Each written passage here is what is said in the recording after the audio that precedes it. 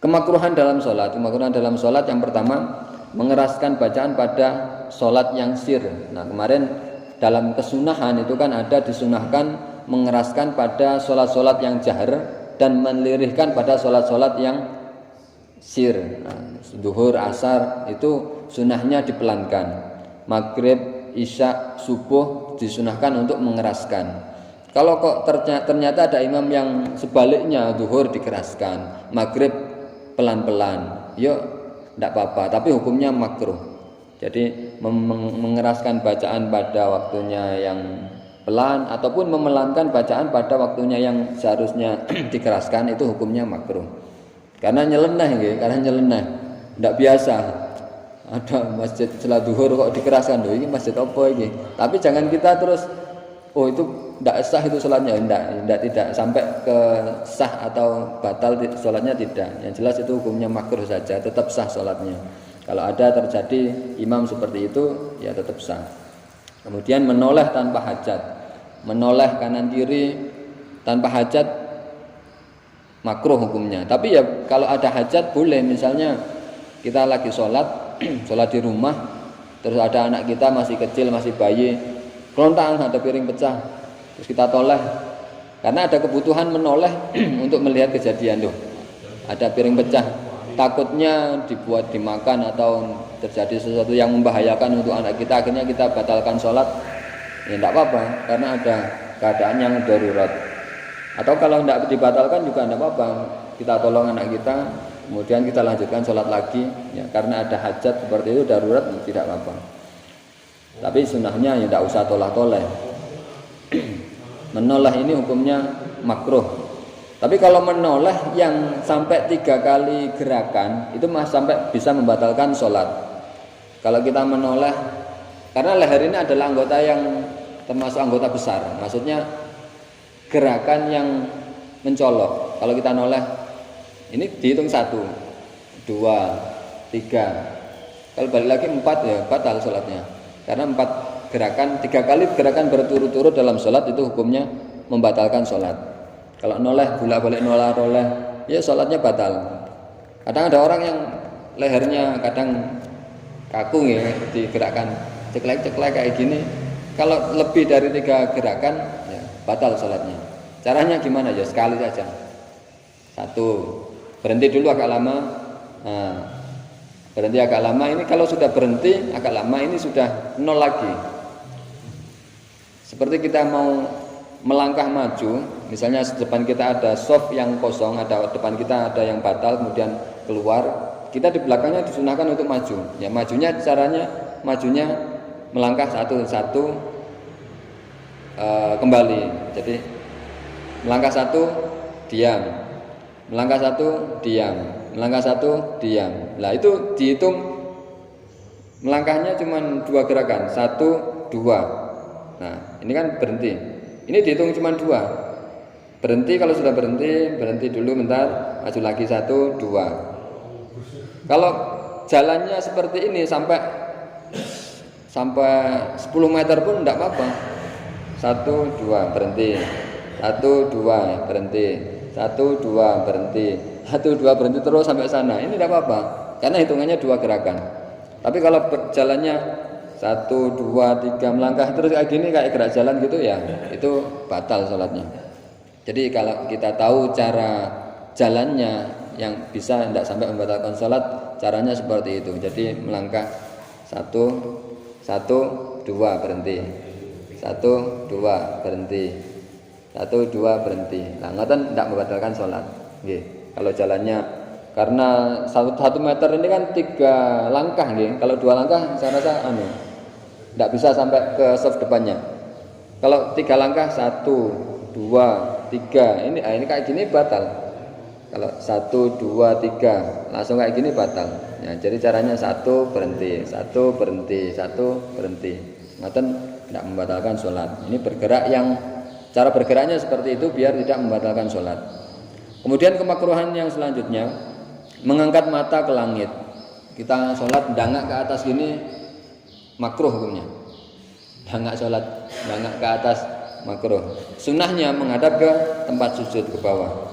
Kecuali pada beberapa hal ketika ada beberapa hal yang kita disunahkan untuk melihatnya. Yang pertama, ketika kita sholat di Masjidil Haram, kita disunahkan menghadap ke Ka'bah. Kita sholat kalau di Masjidil Haram itu sunahnya menghadap ke Ka'bah. Kalau depan kita ada kelihatan Ka'bah, ya kita sholat menghadap Ka'bah, tidak menghadap ke bawah tapi menghadap ke Ka'bah. Nah, ya mudah-mudahan kita bisa sowan ke Baitullah. Jadi kalau di Masjidil Haram diusahakan cari tempat yang kelihatan Ka'bah. Diusahakan cari tempat yang bisa melihat Ka'bah. Itu ya kalau di Masjidil Haram. Kemudian kesunahan selanjutnya ketika ada Nabi. Nah, kalau sekarang sudah tidak ada Nabi, atau nanti di akhir zaman kita masih menangi Nabi Isa turun ke bumi, kita ketemu ya, kita sholat di belakangnya menghadap ke Nabi karena kemuliaan seorang Nabi. Kemudian juga disunahkan melihat ketika sholat jenazah, sunahnya menghadap ke jenazahnya. Ketika sholat jenazah, kalau di depan, karena sholat jenazah kan kita di belakangnya jenazah. Ya kita sholatnya menghadapnya bukan ke bawah, tapi sunahnya menghadap ke jenazahnya. Nah itu beberapa kesunahan yang kita disunahkan untuk melihat yang objek tertentu. Ya, yang pertama tadi melihat Ka'bah, melihat jenazah, melihat Nabi kalau ada Nabi. Nah, kalau sekarang sudah tidak ada Nabi, kita tidak menangi Nabi Isa turun lagi ya, tidak usah dianggap yang ini. Kemudian menghadap ke tempat sujud. Kalau selain itu, kalau di sini, kalau kita sholat di sini ya sunahnya menghadap ke tempat sujud. Kemudian kemakruhannya selanjutnya berisyarat dengan tangan tanpa hajat. Pakai isyarat lagi sholat ada orang lewat duting-duting tanpa ada kebutuhan ya makruh hukumnya. Kemudian sholat ketika hidangan sudah siap, sudah masak, sudah siap makanannya, kita lapar, kondisi lapar, makanan sudah siap dihidangkan, kita makruh hukumnya untuk sholat dulu, makan dulu baru sholat. Jadi kalau hidangan sudah siap, kok kita juga kondisi lapar, ya sunahnya makan dulu baru sholat, biar sholatnya tidak kepikiran.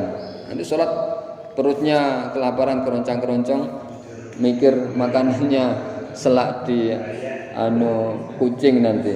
Nah, sunahnya makan dulu kalau sudah siap dan kita merasa lapar. Kadang kita bertamu kepada rumah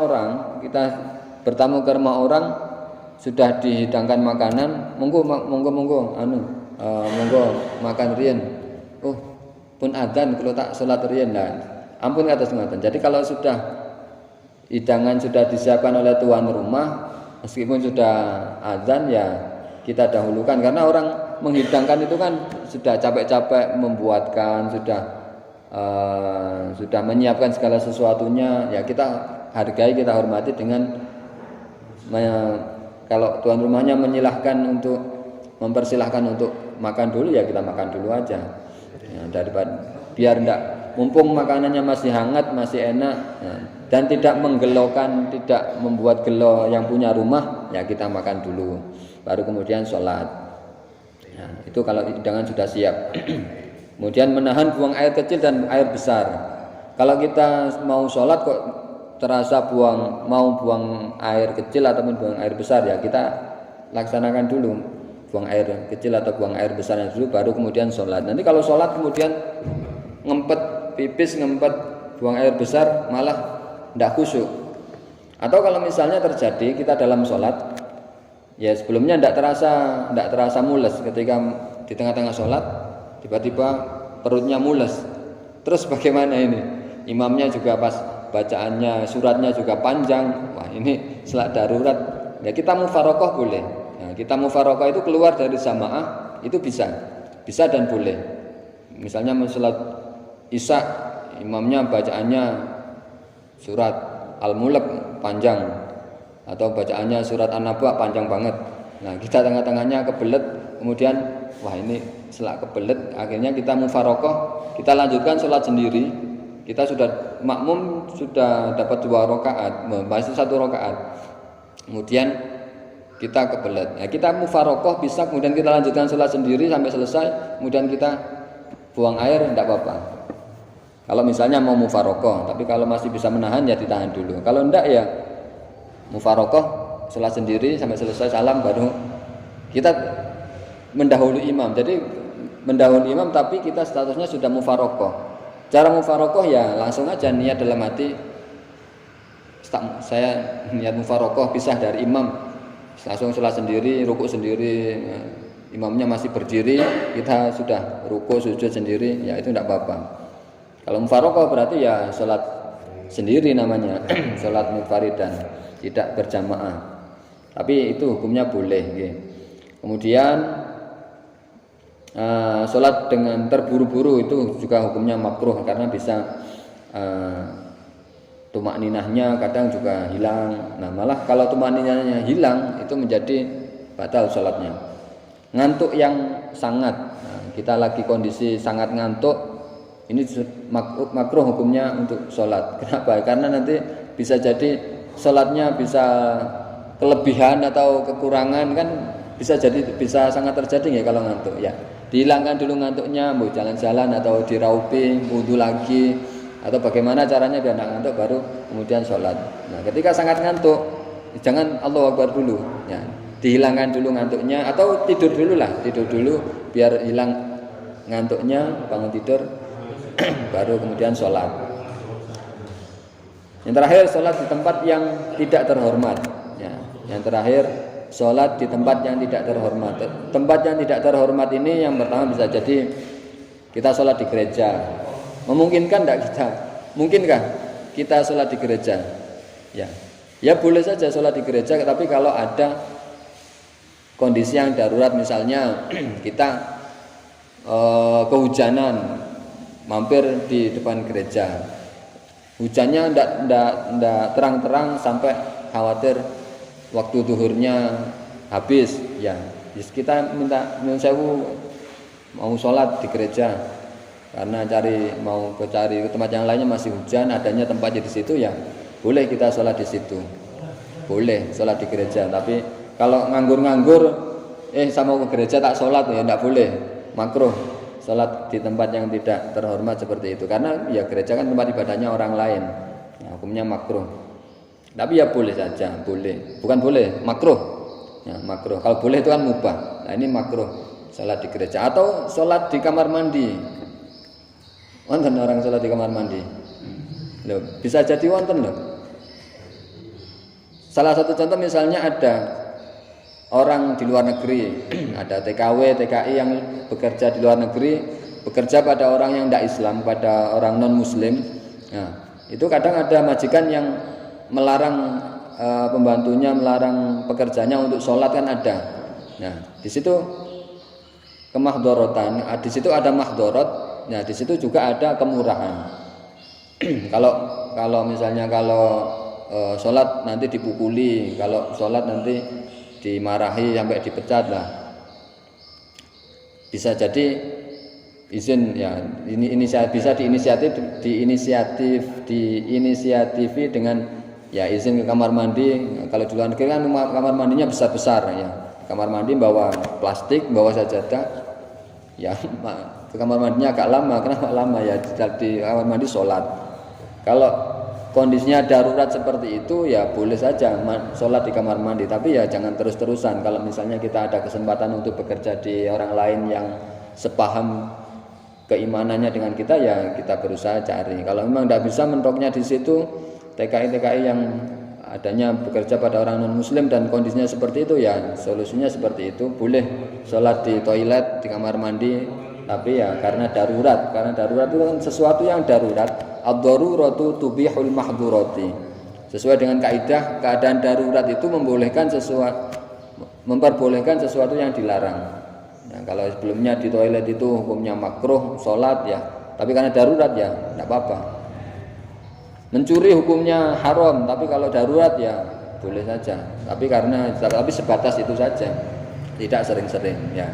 Itu beberapa hal yang terkait dengan kemakruhan dalam sholat. Insyaallah di pertemuan yang akan datang akan kita bahas bab atau fasal tentang wal mar'atu tukhalifur rajul.